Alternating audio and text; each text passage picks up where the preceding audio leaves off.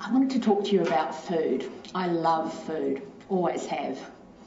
It's a funny thing about food though, because I've spent a bit of time training with a degree and all about what the makeup of food is and how much fat's in certain foods. And I could look at a whole range of cheeses. And in fact, the other day I was out and a platter of cheese was put in front of me and I'm going along and I can see, yep, there's some mozzarella.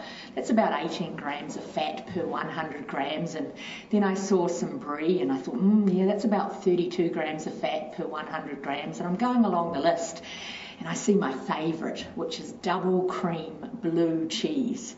Now, I happen to know, unfortunately, that there's about 48 grams of fat per 100 grams in double cream blue vein cheese. But do you think that stopped me from eating it? Not a chance. I ate that blue vein cheese, even though I know how much fat is in it, and I know that that fat's not healthy for my heart. But what does that tell me?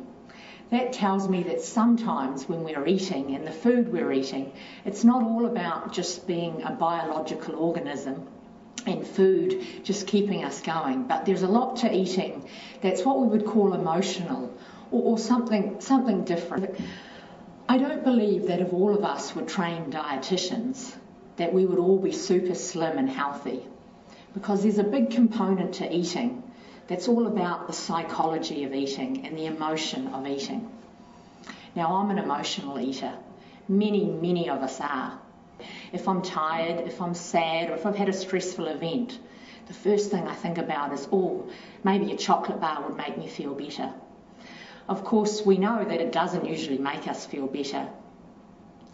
And I think in terms of emotional eating, the thing to recognise is that you're not alone if you're an emotional eater.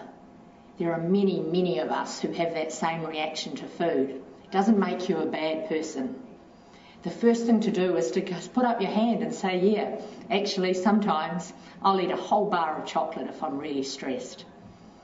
Certainly me acknowledging that to myself has made it easier for me, and I know what my triggers are. That's the second thing I've learnt to do.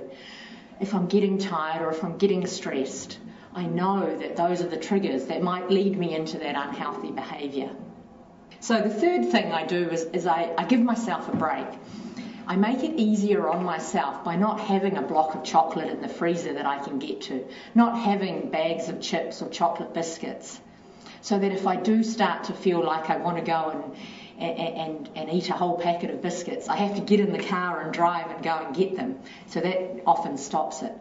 But I've also learnt to do alternative behaviours. I'll have a hot bath. I'll put the music on and relax. I'll go for a walk. Or I'll just talk to my husband or a friend about how I'm feeling. Those things have made a real difference to me. It doesn't mean that I'm cured and I'll never emotionally eat again, but I've stopped beating myself up about it because, hey, I'm not perfect. We don't have to be perfect.